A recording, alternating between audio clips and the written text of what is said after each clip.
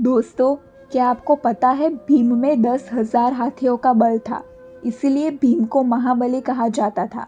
यह बात बहुत कम लोग जानते हैं। चलिए हम आज आपको बताते हैं कि भीम को कैसे 10,000 हाथियों का बल मिला था। चलिए जानते हैं महाभारत में इस कथा का क्या उल्लेख है। दोस्तों, आप हस्तिनापुर के राजा पांडु के उन 5 पुत्रों के बारे में तो जानते ही होंगे जिन्हें पांडव कहा जाता था, और आप लोग ये भी जानते होंगे कि यह पांचों पांडव भाई धर्म अनुसार तो राजा पांडु के ही पुत्र माने जाते थे, परंतु यह सभी भाई अलग अलग देवताओं की संतान थे। जैसे युधिष्ठिर भगवान धर्मराज के पुत्र थे, तो अर्जुन देवराज इंद्र के पुत्र थे, और नकुल सहदेव के पिता अश्विनी कुमार थे। इसी प्रकार भीम उन भगवान वायुदेव के पुत्र थे जिनके पुत्र महाबली श्री हनुमान जी थे। दोस्तों, महाबली भीम के बलशाली होने के प्रमाण उनके बचपन से ही मिलने लगे थे। कहा जाता है कि जब बालक भीम 2-3 माह के ही थे, तब एक दिन उनकी माता देवी कुंती उनको गोद में लिए अपने आश्रम की कुटिया के बाहर राजा पांडु के साथ बैठी थी। तब एक भयानक बाघ उनके आश्रम के अंदर चला आया। देवी कुंती उस बाघ को देखकर इतना घबरा गई कि भागने के लिए तुरंत खड़ी हो गई। अपनी उस घबराहट में वह यह भी भूल गई कि उनका बेटा भीम उनकी गोद में सोया है। देवी कुंती के इस तरह खड़े हो जाने से बालक भीम माता की गोद से छिटक कर एक चट्टान पर जाकर गिरा था। बालक भीम के गिरने से वह चट्टान कई टुकड़ों में टूट गई थी, परंतु बलवान बालक भीम को उससे जरा भी चोट नहीं आई थी। यह देखकर राजा पांडु और देवी कुंती दोनों ही बड़े आश्चर्य में पड़ गए थे। दोस्तों, आप सभी यह तो जानते ही होंगे कि राजा पांडु ने किंदव ऋषि और उनकी पत्नी को शिकार खेलते समय मार दिया था, जब किंदव ऋषि और उनकी पत्नी हिरण्योनि में मैथुन क्रिया कर रहे थे।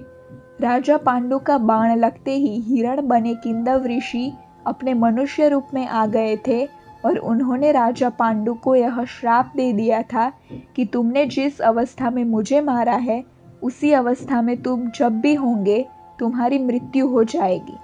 दोस्तों, किंदव ऋषि के इसी श्राप के कारण राजा पांडु ने हस्तिनापुर का राज्य अपने नेत्रहीन भाई धृतराष्ट्र को देकर खुद संन्यास ले लिया था, परंतु उनकी दोनों पत्नियां कुंती और माद्री भी उनके साथ वन में चली आई थी।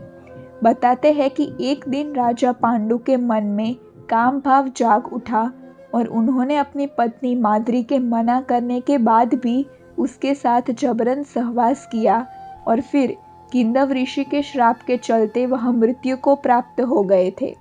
तब माद्री अपने पति के साथ ही चिता पर सती हो गई, और कुंती 5 बच्चों को लेकर हस्तिनापुर चली आई थी।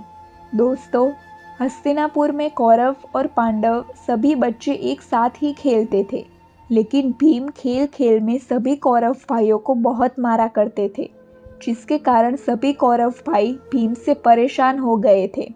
इसलिए एक दिन दुर्योधन ने भीम के खाने में उस समय जहर मिला दिया, जब सभी बच्चे गंगा नदी के किनारे जल विहार करने गए थे, और जब भीम जहर के असर से अचेत पड़ गए, तो दुर्योधन ने बेहोश भीम को बंधवाकर गंगा नदी में फिकवा दिया था। दोस्तों, भीम अपनी उस बेहोश अवस्था में ही जब नागलोक पहुंच गए, तो वहां के नागों ने उन्हें मार डालने के लिए उन्हें डसना शुरू कर दिया। नागों के इस प्रकार डसने से नागों के जहर से भीम के खाए हुए जहर का असर खत्म हो गया, और उन्हें होश आ गया। भीम की नज़र जब अपने चारों तरफ मौजूद नागों पर पड़ी, तो उन्होंने उन नागों को पकड़कर मारना शुरू कर दिया। कई नागों के मर जाने के बाद सारे नाग घबरा कर भाग गए, और जाकर सारी बात नागराज वासुकी को बताई। तो नागराज वासुकी अपने साथियों के साथ भीम के पास आया।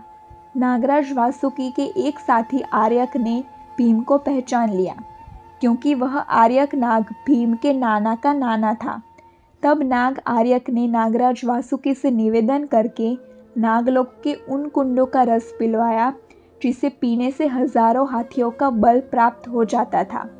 इस प्रकार ही महाबली भीम को 10,000 हाथियों का बल प्राप्त हो गया था। कैसी लगी आपको हमारी यह कहानी? है ना बड़ी रोचक कहानी। दोस्तों, हिस्ट्री की ऐसी रोचक कहानियाँ जानने के लिए हमारे चैनल फैक्ट्स विद हिस्ट्री को सब्सक्राइब कीजिए। धन्यवाद।